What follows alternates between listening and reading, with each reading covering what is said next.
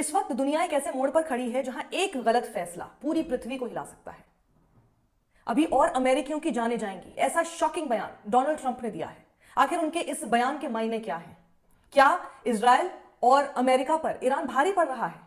इस पूरे वीडियो में आगे हम ये बात समझेंगे, पूरे मायने समझेंगे इनके बयान के। लेकिन उससे पहले जरा मैं आपको बता दूं कि ऐसा क्यों लग रहा है कि अमेरिका से इजराइल ज्यादा डर रहा है ईरान की बजाय। जी हां, क्योंकि ये कहानी है डर, धोखे, भरोसे और अकेले पड़ जाने की। इजराइल को क्या डर सता रहा है, वो भी अमेरिका से। दुनिया भर के मीडिया में खबर क्या चली कि ईरान के supreme leader Ayatollah Ali Khamenei मारे गए हैं।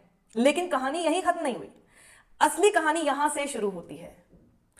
क्योंकि इसके बाद भी ईरान टूटा नहीं। उन्हें ऐसा लगा था कि ईरान टूट जाएगा, पर टूटा नहीं और ना ही झुका। ईरान ने सरेंडर नहीं किया, बल्कि ईरान ने रणनीति बदल दी।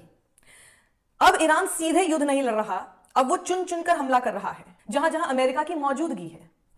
यानी जहां जहां यूएस के बेस हैं, जहां जहां अमेरिकी सैनिक हैं, जहां जहां अमेरिकी इंफ्रास्ट्रक्चर बसा हुआ है। मतलब साफ है कि ईरान ये कह रहा है कि तुमने हमारे घर में आकर हमें मारा, अब हम भी तुम्हें वही महसूस कराएंगे। लेकिन अब कहानी का सबसे खतरनाक हिस्सा शुरू होता है, जहां इजराइल को डर ईरान से नहीं, ईरान की मिसाइलों से नहीं, बल्कि अमेरिका से है।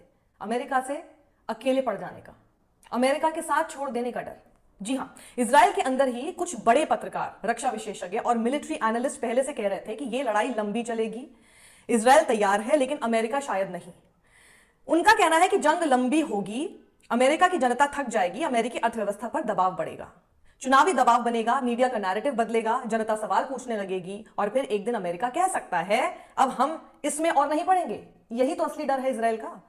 इजराइल इसी बात से डर रहा है कि कहीं अमेरिका बीच रास्ते साथ ना छोड़ दे, फिर इजराइल क्या करेगा? कहीं सपोर्ट आधी जंग में खत्म ना हो जाए, ऐसा डर सता रहा है इजराइल को। कहीं फंडिंग बंद ना हो जाए, कहीं मिलिट्री सपोर्ट ना रुक जाए, कहीं डिप्लोमेटिक कवर ना हट जाए और कहीं इजराइल अकेला ही ना पड़ जाए। क्योंकि अगर अमेरिका हट गया तो लड़ाई सिर्फ इजराइल और ईरान के बीच रह जाएगी और ये सिर्फ जंग नहीं रहेगी, वो अस्तित्व की लड़ाई बन जाएगी। इजरायली अधिकारियों का बयान बहुत खतरनाक संकेत देता है, सुनिए जरा। उन्होंने साफ कहा कि ये तो बस शुरुआत है, ऑपरेशन कई दिनों तक चलेगा, ये एक दो दिन की कार्रवाई नहीं है। यानी मतलब साफ है कि ये कोई सीमित हमला नहीं है, ये कोई रिटेलिएशन नहीं है, ये कोई छोटा ऑपरेशन नहीं है, ये लॉन्ग टर्म वॉर स्ट्रैटेजी है। यानी एक लंबी जंग की तैयारी। अगर अमेरिका सच में पीछे हटा, अगर अमेरिका ने कहा कि अब हम इसमें नहीं रहेंगे, तो क्या होगा? इजराइल अकेला पड़ेगा, जंग और हिंसक होगी, परमाणु धमकी बढ़ेगी, मिडिल ईस्ट जल उठेगा और दुनिया दो गुटों में बटेगी और इजराइल जंग में अकेला पड़ जाएगा। क्योंकि जंग हथियारों से नहीं हारी जाती है, जंग साथ छोड़ देने से हारी जाती है। और इतिहास गवाह है कि जब भी किसी युद्ध में कोई अकेला पड़ा है, वो युद्ध सिर्फ युद्ध नहीं रहा, बल्कि वो विनाश बन गया है। अब अगली खबर जरा सुनिए। ईरान पर अमेरिका और इजराइल के सैन्य हमलों के बीच अमेरिकी राष्ट्रपति डोनाल्ड ट्रंप ने कहा कि जब तक सारे लक्ष्य हासिल नहीं हो जाते, अमेरिका के हमले जारी रहेंगे। ट्रंप ने एक वीडियो संदेश में कहा, हमारा सैन्य अभियान पूरी ताकत के साथ जारी है, दुर्भाग्य से संभव है कि और अमेरिकी लोगों की जानें जाएं। ये बहुत शॉकिंग बयान है डोनाल्ड ट्रंप की तरफ से। यानी ट्रंप का यह बयान बताता है कि ईरान का पलटवार कितना खतरनाक है और अमेरिका इसके लिए मानसिक रूप से शायद तैयार नहीं है। कल एक खबर और आई थी कि इस पूरे कॉन्फ्लिक्ट में 3 अमेरिकी सैनिक मारे गए और 5 घायल हो गए। तो शायद ट्रंप का बयान इसी को छुपाने के लिए आया हो कि और भी अमेरिकियों की जानें जाएंगी। उधर अमेरिका में ट्रंप का विरोध हो रहा है कि जो ट्रंप कर रहे हैं कि वो एक्ट ऑफ वॉर है और इसके लिए कांग्रेस की मंजूरी जरूरी है। यानी अमेरिकी संसद की मंजूरी होनी चाहिए थी, अपने आप अपने हिसाब से काम थोड़ी करेंगे। उधर ईरान भी झुकने के मूड में बिल्कुल नहीं है और जो कुछ हुआ, उनके सुप्रीम लीडर को मारा गया है, वो वैसे भी नहीं झुकेगा। बीबीसी संवाददाता फ्रैंक गार्डनर ने बताया कि अबू धाबी में ईरान के हमलों के बाद आसमान में धुएं के बादल देखे गए और ईरान की तरफ से लगातार दागी जा रही बैलिस्टिक मिसाइलों की वजह से यह हुआ। अगली और जरूरी खबर यह है कि खमेनी की मौत के बाद अली रजा अराफी होंगे अंतरिम लीडरशिप काउंसिल के सदस्य। आइए इसको ब्रीफ में समझ लेते हैं। मैं इसलिए आपको पूरी जानकारी के हिसाब से एक खबर बता रही हूं, बिकॉज इसमें अपडेट्स भी हैं। इस वीडियो को इसलिए आप ज्यादा लोगों के साथ शेयर कीजिएगा, इसमें कई सारी अपडेट्स हैं। ईरान में अगला सुप्रीम लीडर कैसे चुना जाएगा, इस पूरी प्रक्रिया को समझिए। ईरान के संविधान के मुताबिक सुप्रीम लीडर को चुनने का अधिकार केवल एक संस्था के पास है और उसका नाम है मजलिसे खुबरेगान। इसमें करीब 88 इस्लामिक धर्मगुरु यानी आयतुल्ला, जिसको आप समझ सकते हैं ऐसे कि मौलवी होते हैं। ये लोग जनता द्वारा चुने जाते हैं चुनाव के जरिए। इनका काम क्या होता है? सुप्रीम लीडर चुनना, उनके कामकाज पर निगरानी रखना, जरूरत पड़े तो हटाना भी। ईरान के सुप्रीम लीडर के पास बेशुमार ताकत होती है, ये आप सबने देखा ही है। सेना को कंट्रोल करता है, विदेशी नीति तय करता है, न्यूक्लियर पॉलिसी पर फैसला भी उनका ही होता है। यानी राष्ट्रपति से भी ज्यादा पावरफुल होता है एक सुप्रीम लीडर। एक और बड़ी खबर यह है कि ईरान ने कहा हम अमेरिका से बातचीत नहीं करेंगे।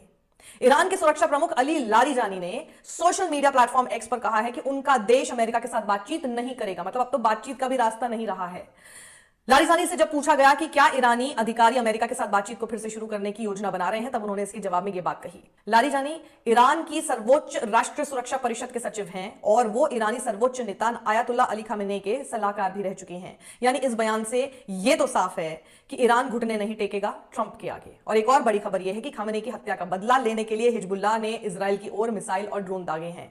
इजरायली सेना ने बयान जारी किया कि वो हिजबुल्लाह से हुए प्रोजेक्टाइल फायर के जवाब में लेबनान में लक्ष्यों पर हमला कर रही है। और इस बीच हिजबुल्लाह ने भी पुष्टि की है कि उसने लेबनान से इजराइल की ओर मिसाइल और ड्रोन दागे हैं। हिजबुल्लाह समूह का कहना है कि यह कार्रवाई ईरान के supreme leader Ayatollah Ali Khamenei की हत्या के बदले में की गई है। और साथ ही साथ यह भी समझ लीजिए कि हिजबुल्लाह ग्रुप क्या है। हिजबुल्लाह एक शिया मुस्लिम राजनीतिक और सैन्य संगठन है जिसे ईरान का मजबूत समर्थन हासिल है और जो इजराइल के अस्तित्व के अधिकार का विरोध करता है। इधर दुनिया में और महंगाई बढ़ने के आसार हैं। आप समझ ही रहे होंगे, सब लोगों की नजर सोमवार को भारत में भी सिर्फ स्टॉक मार्केट पर ही बनी हुई है कि आखिर कितना धड़ाम से नीचे गिरने वाला है। और पूरी तरह से आप सब समझते हैं कि जो कुछ भी हो रहा है इस वक्त वर्ल्ड में, उसका असर हमारे भारतीय शेयर बाजार पर कितना ज्यादा पड़ सकता है, पड़ेगा, और उसकी वजह से और क्या क्या नुकसान हमें हो सकते हैं। अमेरिका और इजराइल के ईरान पर हमलों के बाद दुनिया भर में तेल की कीमतों में तेजी से बढ़ोतरी देखी गई है, जो होगी ही, बिकॉज पूरा ऑयल रिजर्व है। कुछ भी अगर इस एरिया में होता है ऐसा विच इज अनस्टेबल, तो उसका असर सबसे पहले तेल की कीमतों पर पड़ता है और हर किसी के, हर देश में इसका असर पड़ने वाला है। एशिया में सोमवार सुबह जब बाजार खुले तो ब्रेंट क्रूड और नाइमेक्स लाइट स्वीट ऑयल दोनों में 10% से ज्यादा की बढ़त दर्ज हुई। हालांकि बाद में इसमें कुछ कमी आई। अब इसमें एक बात तो साफ है कि ये जो पूरे हालात हैं ये समय के साथ और ज्यादा, ये पूरा संघर्ष जो है समय के साथ और ज्यादा खतरनाक होता जा रहा है, क्योंकि अब इसमें देखना है कि ईरान जिस तरह से झुक नहीं रहा, कितने समय तक ईरान इसी तरह से करता रहेगा, और क्या अमेरिका भी इस वॉर को उतना लंबा खींच पाएगा या फिर बीच में ही साथ छोड़ देगा, जिसका डर इजराइल को बना हुआ है। क्यों, उसमें मैंने आपको पूरे वीडियो में समझाया। ऐसा हमेशा से एनालिस्ट, एक्सपर्ट्स वगैरह का मानना रहा है शुरुआत से ही, और ये डर इजराइल को सता रहा है।